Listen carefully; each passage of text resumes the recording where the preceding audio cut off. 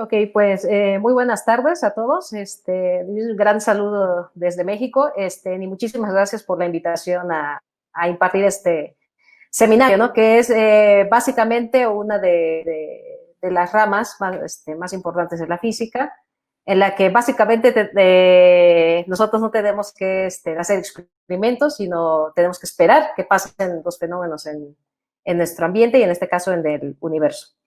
Entonces, bueno, yo soy cosmóloga, me dedico en específico al estudio del fenómeno conocido como la energía oscura y también extensiones o teorías alternativas a la ya famosa relatividad general de Einstein.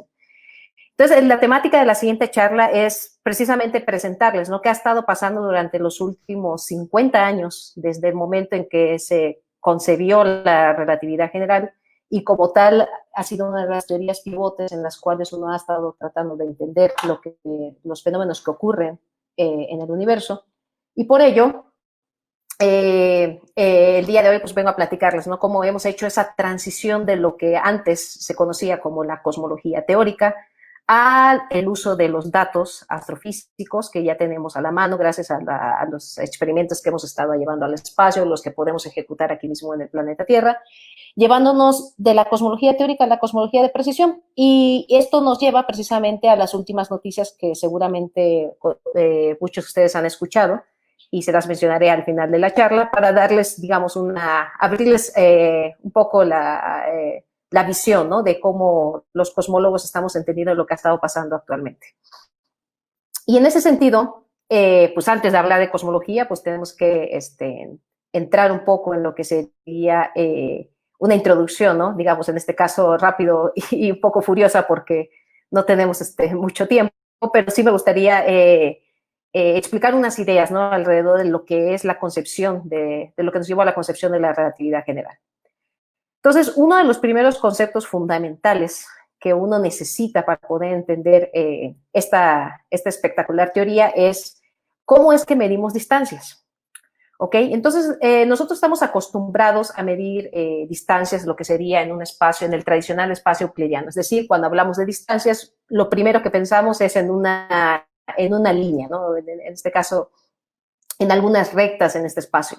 Es decir, si nosotros queremos pensar la distancia entre dos ciudades, pues básicamente la siguiente pregunta que nos hacemos es, bueno, pues ¿cuántos kilómetros tenemos que viajar para llegar a dicha ciudad? Entonces, todos estos ejemplos pues son básicamente escenarios dentro del concepto de distancia en un espacio euclidiano, y pues muchos están acostumbrados seguramente al famosísimo teorema de Pitágoras, donde ustedes pueden calcular la distancia entre dos puntos, tal y como vemos en estas expresiones que ven a su lado derecho. Y finalmente, si ustedes quieren extender la distancia a diferentes puntos dentro de ese espacio, pues podemos extender esa expresión como ven en la segunda ecuación. Ahora, el detalle es que, bueno, técnicamente no estamos solamente en un espacio euclidiano, sino que nuestra percepción se puede llegar a generalizar, es decir, la representación de esa línea recta que teníamos en este espacio, ahora la podemos generalizar a espacios conocidos como los espacios de Riemann. Entonces, esta es una generalización de lo que sería la noción de una línea en un espacio euclidiano. Entonces, seguramente muchos han visto en mapas cuando se han subido a algún avión, que en ese momento, cuando vemos trayectorias, si ustedes quisieran viajar, como vemos en este mapita, de Estados Unidos o a Londres o viceversa, pues la trayectoria ya no es una línea recta, al menos desde esta perspectiva, ¿no? Más sin embargo, desde este punto de vista, ahora ya es otro tipo de concepción, ¿no? Y esa concepción es lo que se conoce como la geodésica. Entonces, esta palabra geodésica proviene de geodesia. Geodesia es la ciencia de medir el tamaño y la forma de la Tierra, mientras que muchos de los principios subyacentes se pueden aplicar a cualquier geometría elipsoidal, por ejemplo. Entonces, aquí como vemos en la imagen de este pequeño insecto que está sobre una superficie, entonces si colocamos este insecto, como ustedes lo están viendo, si este caminara continuamente hacia adelante, por definición matemática, lo que hace es trazar una geodésica.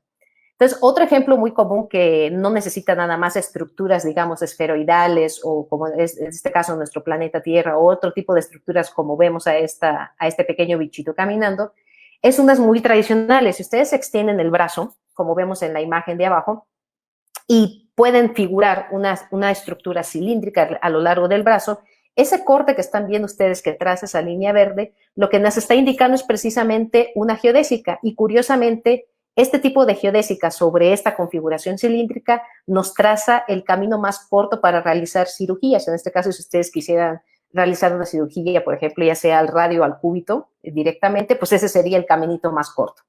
Entonces, así como tenemos el teorema de Pitágoras expresado de manera matemática, el caminito o esta geodésica también puede expresarse a través de esta ecuación que ustedes están viendo del lado derecho, que es la ecuación básicamente de las geodésicas. Entonces, el primer término, si se fijan y consideramos que X sean las coordenadas y estas desplazadas en diferentes, ya sea en diferentes valores para la literal mu, ya sea 1, 2, 3, como las coordenadas espaciales. Entonces, básicamente, el primer término es algo relacionado con la aceleración. Y lo que están viendo en el segundo término es un gamma y otros términos que están relacionados con la velocidad. Pero aquí el punto clave es precisamente ese término gamma. Y ese gamma se conoce, al menos a nivel de esta matemática, como los símbolos de Christoffel. Y estos símbolos son una serie de números que describen una conexión métrica. Con esta conexión métrica es la que va a permitir medir distancias en esa superficie que estamos considerando a lo largo de esas geodésicas. Entonces, es un instrumento muy importante que nos va a llevar a cabo la definición de lo que sería la noción de distancia en este espacio. Ahora, pero vamos a hacer una breve parada antes de introducir a lo que sería ya propiamente el concepto de métrica, y es que para ello necesitamos saber cómo conceptualizamos el universo en el que vivimos. Y es que hasta este punto el universo sabemos que está formado por algo conocido como cuantos, que son entidades con propiedades físicas como la masa, la carga, el momento, etcétera, y que éstas pueden interactuar entre sí.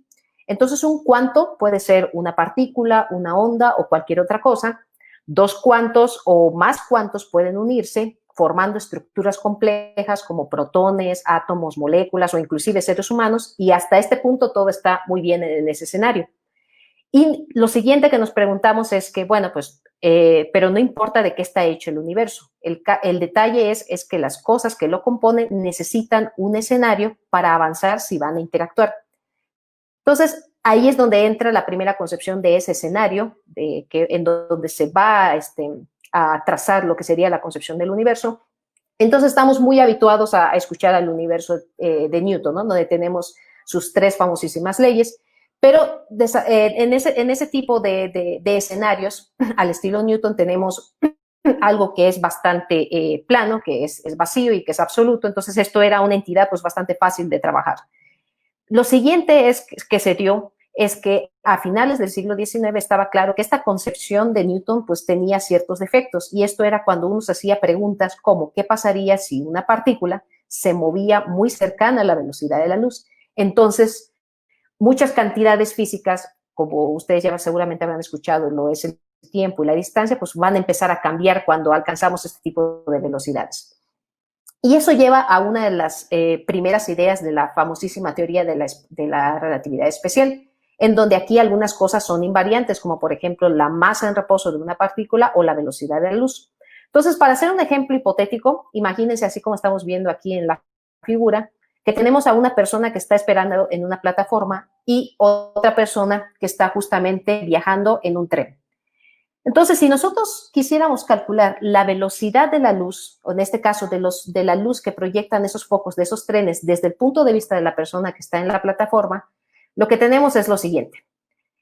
Vemos que está viajando la velocidad de la luz de estos faroles, pero si ustedes quisieran hacer la tradicional suma, es decir, lo que vamos a hacer es que si el tren viaja a mitad de la velocidad de la luz y luego tenemos la luz expedida por estos faroles y ustedes hacen la suma, nos damos cuenta que al parecer esto da una velocidad mayor que la de la luz desde la perspectiva de la persona que está en la plataforma. Y esto sabemos que no es cierto, ya que la luz debe moverse a la misma velocidad en el vacío desde cualquier perspectiva.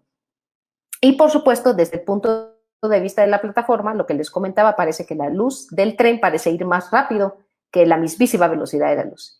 Y entonces, aquí es donde vienen los primeros dos postulados de lo que sería de la relatividad especial, y es que el primero es que todas las leyes de la física son las mismas en cualquier sistema inercial de referencia. Y segundo, y la que ya está científicamente probada, es que la velocidad de la luz en el vacío es la misma para todos los observadores.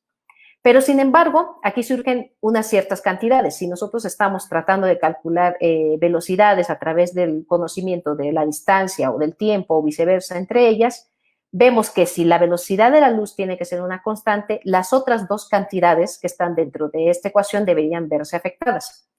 Y el fenómeno que ocurre entre esas cantidades es, bueno, pues tenemos que el tiempo debe dilatarse y la longitud debe contraerse para poder preservar este tipo de invarianza, o al menos preservar el segundo postulado de la relatividad especial.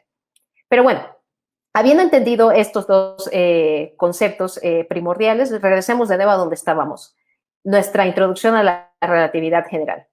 Y es que lo que sucede es que ahora, recuerden que nos falta todavía definir qué es esa métrica, qué es esa medida de distancia en un espacio que ya no nada más es euclidiano, sino ahora es otro tipo de espacio.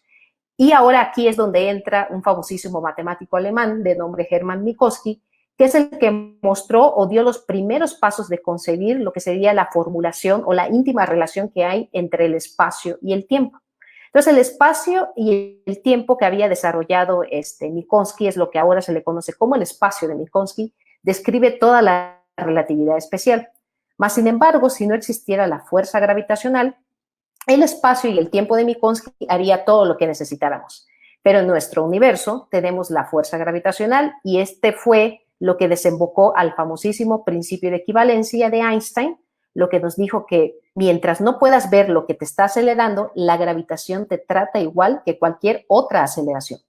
Entonces, la diferencia o la principal diferencia entre el espacio de Minkowski de la relatividad especial y el espacio curvo que aparece en la relatividad general es el formalismo matemático conocido como el tensor métrico. O a veces, seguramente algunos habrán escuchado a este tensor conocido como el tensor métrico de Einstein o el tensor de Riemann. Como muchos también sabrán, Riemann también fue un matemático del siglo XIX y curiosamente también alumno de otro matemático muy famoso de apellido Gauss. Pero bueno, entonces regresando al concepto de un tensor métrico, esto es lo que va a definir cómo el espacio-tiempo se está curvando. Y parafraseando un poco las palabras de John Wheeler, si ustedes saben cómo el universo está curvado, esto nos va a decir cómo la materia y la energía van a moverse dentro de él, ¿no? Entonces, lo que están viendo en esta imagen es precisamente una ilustración de lo que sería una lente gravitacional, que fue uno de los experimentos más hermosos que dieron una comprobación efectiva de que la teoría de la relatividad general en verdad era verídica. Y bueno, ¿a qué llegamos a todo esto? Pues llegamos precisamente a las famosísimas ecuaciones de Einstein. Entonces necesitamos especificar una relación que haya entre esa curvatura, que es lo que el término que están viendo en azul, con lo que sería la respuesta a la materia. En este caso, del lado derecho tenemos algo que es proporcional a la constante de Newton y todo lo que contenga precisamente la materia. Estos ya están en otro tipo de notación, ya estamos en 4 dimensiones, 3 espaciales y una temporal. Entonces, por eso ven esta nomenclatura de mu-nu. Entonces, mu-nu van a ser literales que van a estar corriendo de 0, 1, 2, 3, donde 0 va a representar el tiempo y 1, 2, 3 el espacio euclidiano que ya estamos acostumbrados a concebir. Entonces, este tensor, ahora sí propiamente vamos a ponerle nombre a estas herramientas, este tensor pues va a contener precisamente información sobre densidades y presión de este fluido que que vamos a representar dentro del universo. Y el término en azul, lo que sería la curvatura, va a contener información precisamente de esta distancia, de la distancia que estamos midiendo ya en un espacio completamente diferente. Pero bueno, cuando Einstein concibió estas ecuaciones, no solo él, sino también Hilbert, llegaron a la misma conclusión. Einstein se dio cuenta que al parecer esta ecuación tenía dinámica. Entonces, una manera de frenar esa dinámica, para frenar esa dinámica lo que hizo él fue agregar una constante cosmológica como la que estamos viendo del lado derecho de las ecuaciones de Einstein. Entonces, lo que es del lado izquierdo. Entonces, este término extra es lo que se concibe como la constante cosmológica. Entonces, de alguna manera, él le insertó para poder frenar esa dinámica de las ecuaciones, más sin embargo, lo que hizo fue proporcionarnos uno de los fenómenos que efectivamente coinciden con lo que estamos observando actualmente del universo, que es la aceleración cósmica. Pero de eso hablaremos más adelante. Y bueno, regresando ya al concepto de distancias, que es por donde empezamos, ¿cómo es que definimos una distancia en este universo? Entonces, la geometría del espacio está interconectada con la gravedad. Entonces, todos los observadores fundamentales deben de ver la misma cosmohistoria. Y esto establece uno de los principios más hermosos en la física y en la cosmología, que es el principio cosmológico. Es decir, aproximadamente a una escala de alrededor de 200 megaparsecs, nosotros podemos ver a un universo que es prácticamente homogéneo e isótropo. Homogéneo, que quiere decir que es independiente de la posición, y si es isótropo, que es independiente de la dirección. Este principio cosmológico, añadido junto con algo que se conoce como el postulado de Weyl, que es el que nos va a dar la uniformidad del universo como fluido perfecto, da origen a la famosísima métrica de Alexander Freeman, Georges Lemaître, Robertson Walker y tenemos a Arthur Walker. ¿Ok? Entonces, esta es la expresión que están viendo ustedes en azul, es precisamente esta métrica derivada de un principio que se conoce como máxima simetría y que nos va a describir el universo actual en el que estamos viviendo. Y bueno, una vez que ya tenemos, pues básicamente el concepto de distancia dentro de este universo y nuestras ecuaciones de Einstein, por supuesto, ¿qué son las cosas que sabemos hasta el momento? Entonces, sabemos que la relatividad general está muy bien probada, digamos, a nivel de sistema solar y curiosamente a principios del año del 2018 fue probado también esta teoría más allá del sistema solar en una galaxia que se conoce como ESO 325 y este experimento fue realizado por la Universidad de Portsmouth. Entonces ya sabemos que un poquito más afuera del sistema solar esta teoría sigue funcionando. Pero al final, uno lo que quiere es saber qué es lo que pasa cuando vamos ya a grandes escalas, es decir, cuando nos estamos acercando no solo a los grupos locales de galaxias, sino cuando ya estamos yendo hacia clústeres. Y la receta estándar que seguimos hasta el momento los cosmólogos teóricos son, primero, lo que hacemos es tomar todas las ecuaciones de Einstein, las resolvemos y el siguiente paso es, pues bueno, compararla con las observaciones. Pero esto nos lleva a uno de las primeras circunstancias y a uno de los primeros problemas devenidos de usar la relatividad general. Entonces, desde el punto de vista de la cosmología teórica, lo que tenemos es ahora un modelo que contiene relatividad general más la métrica de Freeman, Lemaître, Robertson Walker. Si a este lo combinamos con todos estos datos astrofísicos disponibles, como son la radiación cósmica de fondo, las supernovas o las oscilaciones bariónicas acústicas, lo que obtenemos es una inconsistencia. ¿Y esto qué quiere decir? Que el porcentaje de toda esa materia que estábamos estudiando no se completa nada más con esto. Y esto es lo que se denomina como el sector oscuro. Tenemos un descalce de ahí de materia oscura y tenemos otra proporción que no llena, que es la energía oscura.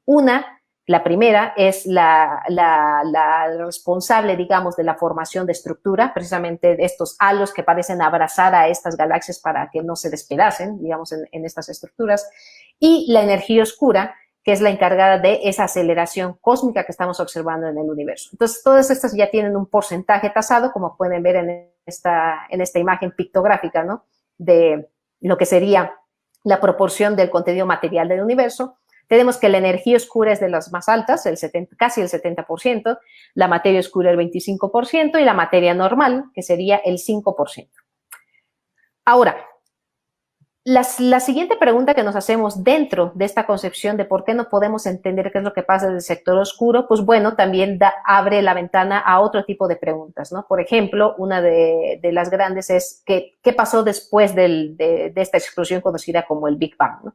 Sabemos que hubo una época que se conoció como inflación, más sin embargo, la relatividad general no es todavía completa para explicar este tipo de fenómenos, entonces uno tiene que acudir precisamente a extensiones o a teorías alternativas a la relatividad general para poder establecer los escenarios o las condiciones iniciales a las cuales podría haberse llevado a cabo esta expansión acelerada e instantánea del universo que llevó precisamente a otro problema conocido como el problema de planitud. Un segundo detalle es lo que les comentaba, la materia oscura. La materia oscura, a pesar de ser en menor porcentaje que la energía oscura, desconocemos qué podría ser, no sabemos si es una partícula o un conjunto de partículas, más sin embargo, si optamos por tratar de entender cómo podrían ensamblarse este tipo de fenómeno al modelo estándar. Y por supuesto, nuestra tercera incógnita, lo que sería la cual está relacionada con la constante cosmológica, y esto es la energía oscura. Entonces, el día de hoy me voy a enfocar un poquito en este aspecto de la energía oscura y ver de qué manera podemos resolverlo a nivel teórico con su respectiva justificación con los datos. Y pues bueno, cuando queremos relacionar este efecto de energía oscura con lo que está sucediendo ahora en el universo, es que estamos viendo un universo que se está expandiendo de manera acelerada, y la única manera de que tengamos este fenómeno, que es contrario a la gravedad, es que en el universo exista una especie de fluido que tuviera una presión negativa. Entonces, la única manera de compensar esa presión negativa es escribiendo una ecuación de estado como la que están viendo en verde, y el valor que debe tener, al menos a nivel teórico, debe ser de -1. Entonces, si eso ocurre, nosotros podemos tener esta presencia de energía oscura. Más sin embargo, cuando queremos llevar este tipo de consideraciones a escalas de Planck, lo que tenemos es pues una inconsistencia cuando lo relacionamos con la energía del vacío, y es que cuando ustedes quieren calcular la densidad de esa constante cosmológica con la densidad del vacío, pues existe una discrepancia de alrededor de 10 a la 121 órdenes de magnitud, lo cual es demasiado, ¿no?, a nivel numérico. Y pues bueno, esto ha abierto la ventana a diferentes teorías, es decir, teorías, como ya había mencionado, alternativas o extendidas, y aquí podrán ver nada más una pequeña parte de todo ese zoológico que existe actualmente. Hay muchísimos científicos trabajando en cada uno de estos globitos que están viendo. Yo en general me enfoco a los que están encerrados en estos rectángulos, pero cada una de ellas ofrece una ventana o una posible solución a estos problemas inherentes que acabo de mencionar. Pero bueno, tenemos problemas teóricos. Lo que hacemos ahora es, pues bueno, ya con las observaciones astrofísicas que tenemos a la mano, ¿por qué no tratar de relajar estos problemas? Y una de las primeras observaciones que incluso desembocaron en el otorgamiento del Premio Nobel en Física en el 2011 a 3 personas, a Saul Perlmutter, Brian Smith y Adam Riess, que fue por el descubrimiento precisamente de esa aceleración, de esa expansión acelerada del universo a través de ciertas observaciones conocidas como supernovas. Entonces, una supernova es una explosión de una estrella supergigante masiva y que puede brillar hasta con un brillo de 10.000 millones de soles. Entonces, estas se pueden clasificar, y existen supernovas de tipo 1 y 2, como estamos viendo en esta gráfica en la parte superior. Entonces, las supernovas tipo 2 tienen picos menos agudos en los máximos y alcanzan un máximo alrededor de 1.000 millones de luminosidades solares, que es lo que está representado en el eje Y de esa gráfica. Y si se fijan, estas tipo 2 empiezan a morirse más bruscamente que las supernovas de tipo 1. Lo que no se observa es que estas supernovas tipo 2 ocurran en galaxias elípticas, más sin embargo, las tipo 1 sí ocurren en galaxias elípticas. Las de tipo 1 tienen curvas de luz que exhiben máximos agudos y luego mueren suavemente, como se está viendo en esas líneas puntiagudas, para luego empezar a descender gradualmente. Entonces, con la observación de varias supernovas en otras galaxias, se ha desarrollado una clasificación todavía más refinada ya en base a los elementos químicos. Entonces, se pueden clasificar de tipo 1 si no tienen líneas de hidrógeno en sus espectros, como estamos viendo en la primera curva de la gráfica que tenemos en la parte inferior. También tenemos una subclase conocida como tipo 1A, que son las interesantes para estudiar precisamente esta expansión acelerada, que se refieren a aquellas que tienen una fuente de línea de silicio, como podrán observar en un piquito en esa primera línea, que está alrededor de 715 nanómetros. Y también tenemos otras que se clasifican de tipo 1B si tienen líneas de helio fuerte, o 1C si no las tienen. Y en general las supernovas de tipo 2 tienen fuertes líneas de hidrógeno, o sea que decaen bastante fuerte, ¿no? Entonces, el hecho de que los espectros de las supernovas tipo 1 sean pobres en hidrógeno es consistente con el modelo estándar, ya que las famosas enanas blancas casi no tienen hidrógeno en ese espectro. Y bueno, ¿de qué nos sirve todo esto? Entonces, una de las observaciones actuales que se emplean para estudiar la energía oscura son precisamente las supernovas tipo 1A. Y una de las clasificaciones más conocidas es esta encuesta conocida como Pantheon, que salió publicada en el año 2018 y contiene alrededor de 1048 eventos en este rango de redshift, ¿ok? Entre 0.01 y 2.26, lo que nos da información del universo tardío, lo que podría ser darnos una ventana o darnos un poco de luz acerca del concepto de la aceleración cósmica. Entonces, si estamos ahora en un punto donde podemos trabajar con datos, lo siguiente es, pues bueno, podemos utilizar la típica estadística frecuentista. Así como calculamos el promedio, la mediana y la moda, ¿por qué no hacerlo lo mismo con los datos? Nada más que desde el punto de vista de la estadística empieza a volverse un poco más compleja y uno necesita pues herramientas como son el cálculo de las estadísticas de chi-square o el cálculo de la matriz de covariancia y así sucesivamente. Pero bueno, las supernovas no son las únicas observaciones importantes en este universo. También tenemos la famosísima radiación cósmica de fondo, concepto el cual también formó parte esencial para que se otorgara el Premio Nobel en Física en el 2019 por, en este caso, a James Peebles, ya que a Major, a Kellos, se le dieron por el descubrimiento de los exoplanetas, pero vamos a enfocarnos en Peebles. Peebles fue un incursionador en el estudio de la radiación cósmica de fondo desde un punto de vista teórico, mucho antes de que, por ejemplo, misiones como el COBE dieran los primeros espectros de potencias, como estamos viendo en la figura que se ve en color negro. Y contiene muchísima información acerca del contenido material del universo. Inclusive, sus 3 primeros picos nos dan precisamente la cantidad o la densidad de cada uno de los componentes materiales en el universo. Entonces, lo que tenemos es que el primer pico, representado aquí con el número 1, está relacionado con la densidad de curvatura de y casualmente esta es una cantidad muy pequeñita, de alrededor de 0.001. El segundo pico está relacionado con la cantidad de densidad bariónica en el universo, del cual tiene un porcentaje alrededor de, bueno, una cantidad alrededor de 0.022. Y nuestro tercer pico da información acerca de la famosa materia oscura fría, el cual tiene un valor de alrededor de 0.12.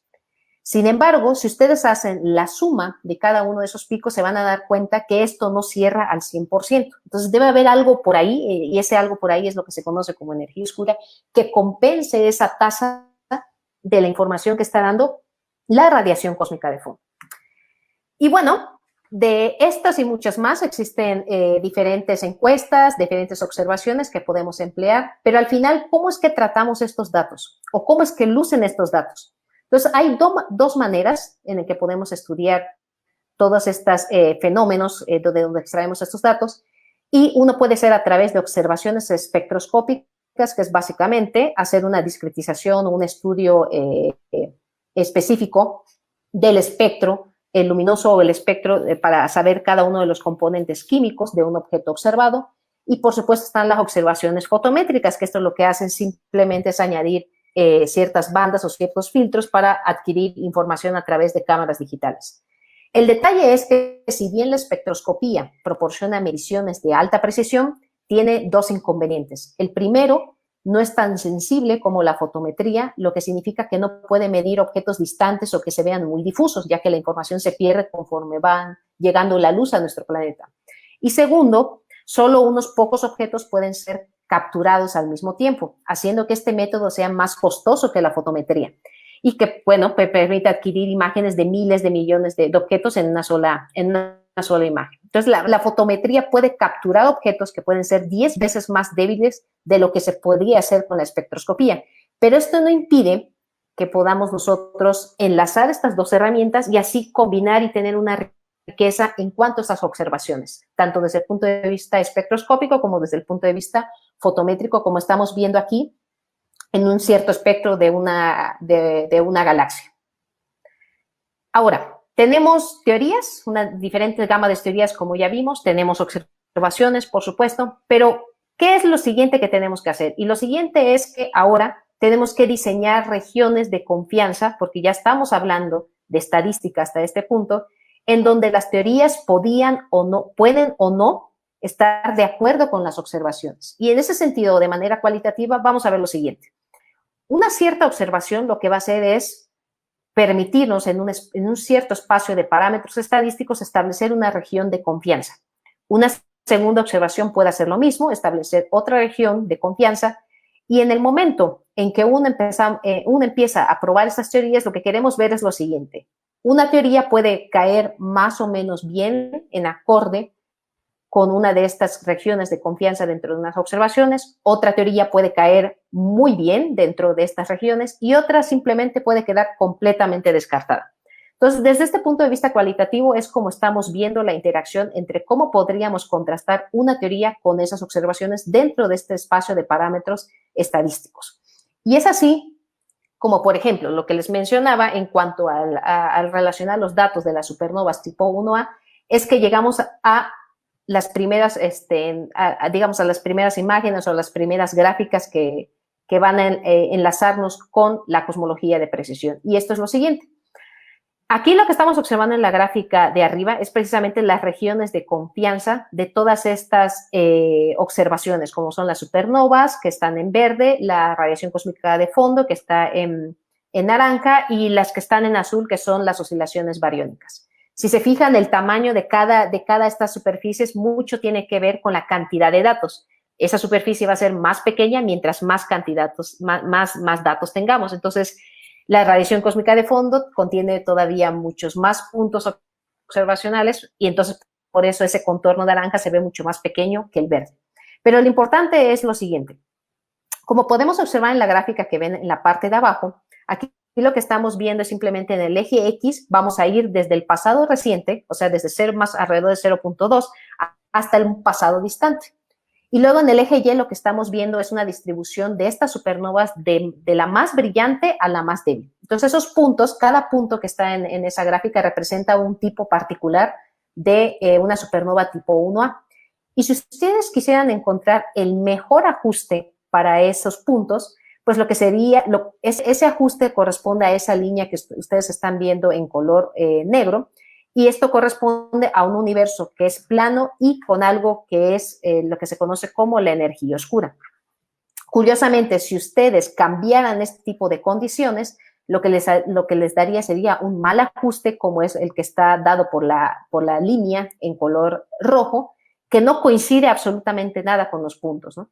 Entonces, en ese sentido, la región que están viendo ustedes en azul es justamente donde tenemos a un universo que se está acelerando, lo cual concuerda con las observaciones, porque si ustedes la comparan con la gráfica superior, la cantidad de observaciones, o sea, todas estas tipo elipses, todos estos que están, estas supernovas en verde o la radiación cósmica en naranja, caen dentro precisamente de una zona donde el universo se está acelerando.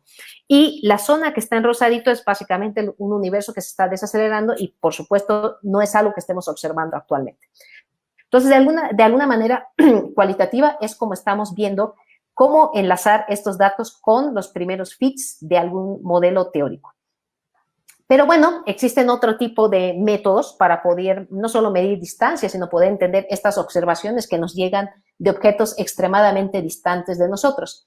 Entonces, esta figura que están viendo representa la escala de distancia cósmica, que es la cadena de métodos superpuestos por los cuales los astrónomos establecen una escala de distancia para los objetos en el universo.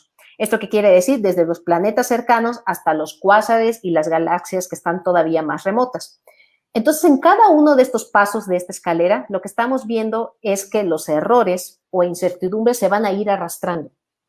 Es decir, cada paso hereda todos los problemas de los siguientes y también los errores intrínsecos a cada paso tienden a agrandarse para los objetos más distantes. Entonces, de esta manera, sí, la precisión espectacular en la base de la escalera lo que va a hacer es degenerar en una incertidumbre mucho mayor en la parte superior de esta figura.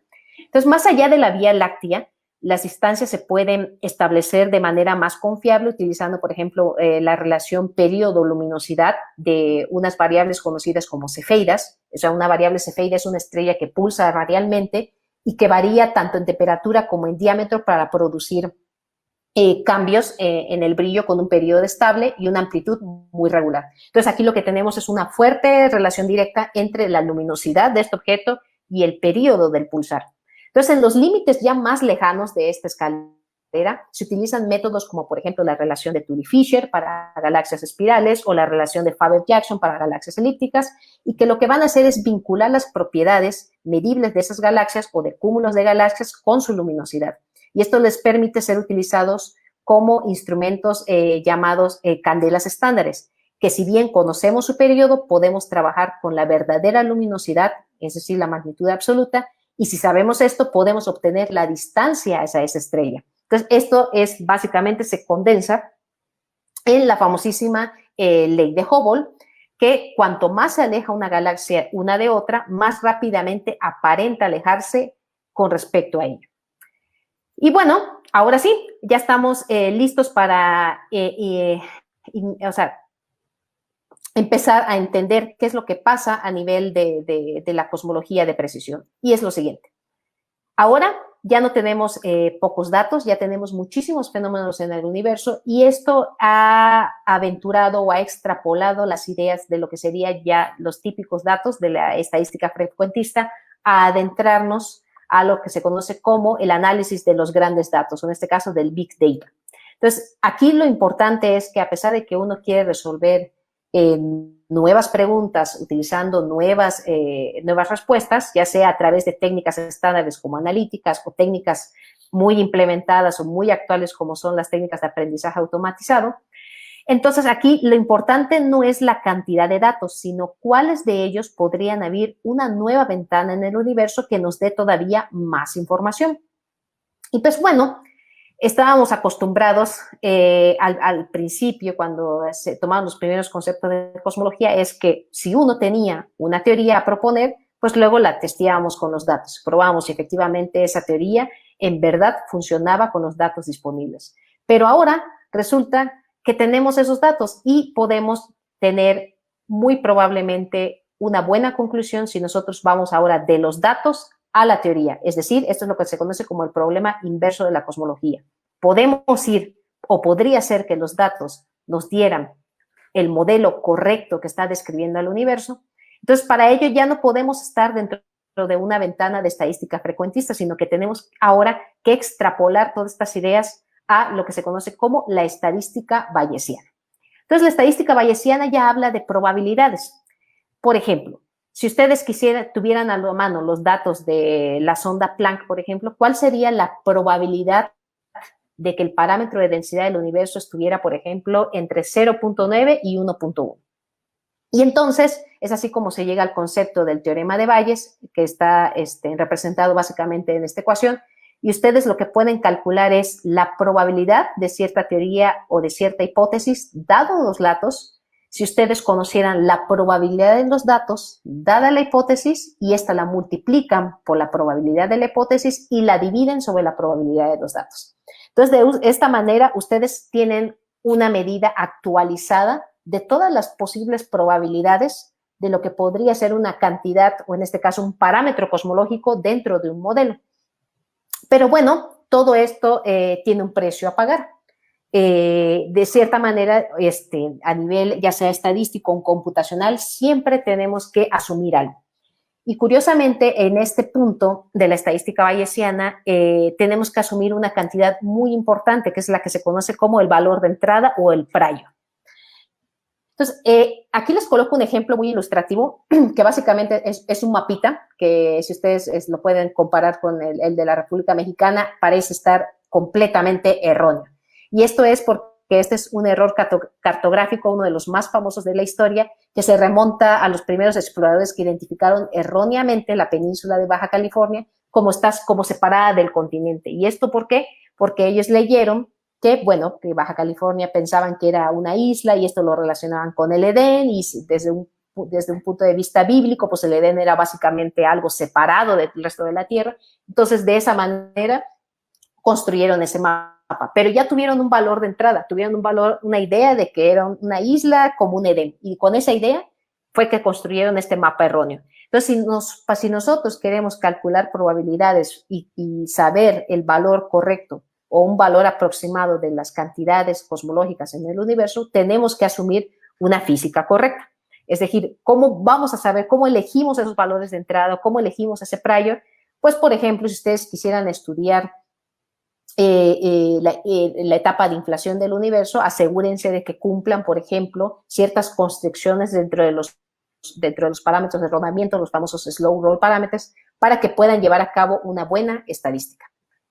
Y en fin, ustedes pueden realizar no solo el test o la probabilidad con un solo modelo, pueden hacerlo con diferentes modelos, ir comparando su propuesta con respecto al modelo base, que es el famosísimo Lambda CDM, que es el modelo con materia oscura fría más esta constante cosmológica, y de esa manera establecer una escala de confianza, como es la que están viendo en la tablita. Entonces, nosotros podemos comparar nuestra propuesta con Lambda CDM y decir en qué zona podríamos o no ganarle precisamente a este modelo pivote. Y ahora, ¿cuál es el problema que tratamos de resolver? Pues básicamente el problema de la energía oscura o de esta aceleración cósmica. Y pues bueno, lo que nos dicen los datos recientes es que cuando tomamos este combo o esta combinación, como están viendo en esta gráfica, de diferentes, esta es una combinación de 10 diferentes datos, pareciera ser que esa ecuación de estado con la que empezamos, que tenía un valor de -1, ya no lo es, sino que parece estar oscilando alrededor de ese valor. Entonces, eso nos ha llevado a la siguiente pregunta: ¿qué podría llevar a cabo ese tipo de oscilación? Entonces, a nivel de introducir un campo escalar dentro de las ecuaciones de Einstein no es suficiente, y entonces optamos por teorías alternativas a esta. Precisamente hay muchísimas opciones, pero en este caso me voy a enfocar a teorías alternativas. Y pues bueno, teorías alternativas en este caso significa que podemos modificar las ecuaciones de Einstein, y estas pueden ser modificadas del lado que ustedes quieran. Podemos modificar ya sea el lado izquierdo, podemos irnos sobre la curvatura, y para eso existen muchísimos modelos como los que estamos viendo, los modelos FDR, los modelos escalares tensoriales, los modelos tipo de Branas, etcétera. O pueden ustedes afectar inclusive la materia del lado derecho proponiendo campos escalares exóticos o inclusive partículas que viajen más rápido que la velocidad de la luz. Y pues bueno, muchísimas opciones en las cuales modificar. Pero recuerden que lo que queremos resolver es precisamente esa ecuación de estado que ya no parece ser -1, sino que parece estar oscilando. Entonces, en esa dirección, unas colegas y yo propusimos una manera de obtener esta dinámica oscilatoria, que es precisamente la ecuación que ustedes están viendo en esa cajita roja, que básicamente lo que hace es recobrar el modelo estándar. Esto es posible, y con un término extra nos permite tener esa dinámica de que estamos observando directamente de todas estas encuestas astrofísicas. Y pues, como les comentaba, uno puede hacer estadística al estilo bayesiano, obtener las regiones de confianza, como lo que estamos viendo en la gráfica superior, y en la gráfica inferior compararlo con diferentes modelos y ver en qué zona podemos estar ganando o no a todos esos modelos que ya estaban reportados anteriormente en la literatura. Entonces, en estas zonas, por ejemplo, la zona amarillita significa que si estas bolitas de colores caen dentro de esa zona, quiere decir que estamos ganándole a todas esas bolitas que se han quedado atrás. Esto desde un punto de vista estadístico. Pero bueno, esta no es la única opción. Mientras más avanza la tecnología, más disposición tenemos de datos astrofísicos, entonces eso nos lleva a tener herramientas todavía computacionales todavía más exóticas. Entonces, una de ellas ha sido el aprendizaje automatizado. Entonces, el aprendizaje automatizado, seguramente muchos han tenido interacción con él, pero también puede ser aplicado a cosmología, de tal manera que podamos llevar a cabo un estudio más minucioso o más específico de lo que sería el problema inverso de la cosmología. Así como estamos viendo en el diagrama de abajo, lo que tenemos es, una observación precisamente de una radiación cósmica de fondo del universo, será que podamos extraer de esta imagen información en concreto de los parámetros cosmológicos. Pues esto es posible y en efecto se ha hecho, e inclusive en un trabajo con otros colegas, igual lo que hicimos fue emplear este tipo de herramientas computacionales para, por ejemplo, poder reconstruir, o en este caso, como se dice en el léxico de aprendizaje automatizado, entrenar estos datos para que pudiera reproducirnos pues los comportamientos que ya se conocen, por ejemplo, de las supernovas. Entonces, lo que están viendo en la gráfica que está del lado izquierdo es precisamente el comportamiento de las supernovas tipo 1A y lo que están viendo en la gráfica del lado derecho es un entrenamiento computacional de estas máquinas. Entonces, básicamente lo que hacemos con estos métodos es pasar de decir a la computadora cómo resolver un problema a entrenarla para que resuelva el problema mismo.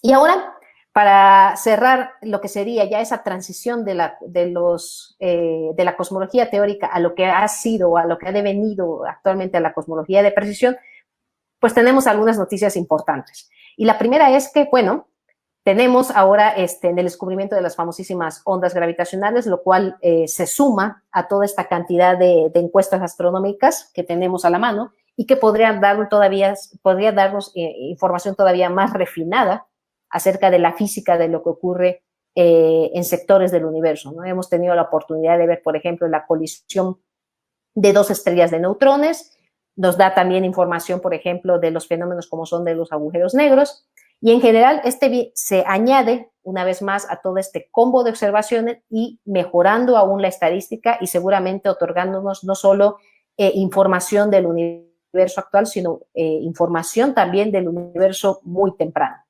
Una segunda noticia que también desencadenó una polémica el semestre pasado, en noviembre precisamente del 2019, fue que al parecer se había encontrado evidencia de que muy probablemente el universo no era plano, como se ha estado observando en ese pico que veíamos, ¿no?, de la radiación cósmica de fondo, sino que al parecer el universo podría llegar a ser cerrado. Y esto, los títulos, como ya muchos habrán escuchado, pues resultan ser un poco cataclísticos, tratando de tirar toda una teoría, toda una concepción que ha venido trabajándose por más de 100 años. Y la consecuencia o el precio que paga uno por obtener este tipo de escenarios de universos que parecen ser cerrados es que, como vemos aquí en la gráfica superior, lo que tenemos son datos que están de acordes o entran al menos dentro de estas zonas de confianza, o sea, esos puntitos que están de colores se acercan bastante a estas zonas grises, y eso es lo que estamos viendo actualmente. Eso son información del modelo de lambda CDM con sus respectivas encuestas astrofísicas disponibles. Pero si nosotros enseguida alteramos un poco la teoría y consideramos que efectivamente no sea totalmente plano, lo que nos lleva a la gráfica que tenemos en la parte de abajo, que son una distribución de observaciones que ya no caen dentro de esa región de confianza. Entonces, el precio que se paga por tener un universo que es cerrado es precisamente una desviación o lo que se conoce una tensión de esos datos con otros datos. Y bueno, aparte de esa crisis, hace aproximadamente 2 semanas y media nos cae otra muy relevante, que es la que al parecer esto ya había sido un resultado que se había encontrado a finales del año pasado, pero bueno, se retomaron a principios de y casualmente, por alguna extraña razón, muchos medios de comunicación alteraron un poco la noticia, ¿no?, para hacerla un poco espectacular, y era que simplemente, al parecer, científicos de la NASA habían hallado evidencias de un universo paralelo donde el tiempo va hacia atrás, ¿no? Entonces, esto desató una polémica, digamos, en cuanto a universos paralelos, etcétera. Pero bueno, desde el punto de vista de la física, los universos paralelos son una de estas ideas intrigantes que es imaginativa, es convincente, pero muy difícil de probar. Entonces, primero surgieron en el contexto de la física cuántica, y es que ustedes, si se remontan a estos conceptos cuánticos, ustedes si toman, por ejemplo, un solo electrón y lo disparamos a través de una rendija Lowell, pues solo puede conocerse la probabilidad de dónde va a aterrizar. No podemos predecir exactamente dónde es que va a aparecer este electrón. Entonces, en todos los experimentos que hemos realizado, todas las observaciones que hemos registrado y todas las mediciones que hemos realizado, nunca hemos descubierto una interacción que exija la existencia de algo más allá de nuestro universo propio, que estuviera aislado, ¿no?, que pudiéramos explicar. Y entonces, ¿qué fue lo que sucedió en esta noticia? En la imagen que está viendo abajo, se conoce como el experimento ANITA.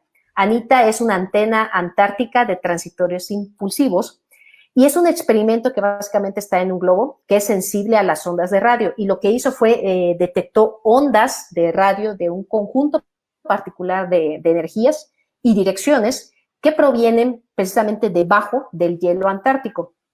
Entonces tenemos todo tipo de partículas cósmicas que viajan a través del espacio, incluido el mismísimo neutrino, y si bien muchos de los neutrinos que nos atraviesan provienen del Sol, o de las estrellas, o el Big Bang, o de algún fenómeno extremadamente energético, algunos de ellos provienen de fuentes astrofísicas colosales, ¿no? Como pueden ser los pulsares o los agujeros negros. Más sin embargo, la mayoría de los neutrinos de altas energías que vemos no se producen desde lejos, sino que se producen cuando otras partículas cósmicas golpean la atmósfera superior, produciendo cascadas de partículas que también resultan en neutrinos. Entonces, algunos de estos neutrinos deberían pasar por la Tierra casi por completo, solo interactuando con las capas finales de la corteza terrestre, o en este caso en hielo. Es por eso que se eligió la Antártida para colocar este experimento ADITA. Y uno podría medir, o en este caso, donde se puede producir una señal a la que nuestros detectores son sensibles. Entonces, ¿qué fue lo que midió Anita? Anita midió 3 tipos de eventos raros que fueron consistentes con un neutrino que subía por la Tierra y producía ondas de radio, pero a energías que deberían ser tan altas que no debería ser posible que atravesaran la Tierra sin que hubiera cierta inhibición, ¿no? Entonces, la pregunta que uno se hace, ¿tenía que venir a través de la Tierra, o sea, de nuestra Tierra? Y la respuesta que se encontró fue que no. Entonces, los dos primeros datos que se hicieron sobre esta detección podrían haber sido neutrinos de una clasificación conocida, neutrinos tau, que fueran normales, mientras que el tercer dato que se detectó probablemente era solo un error sistemático propio del este detector.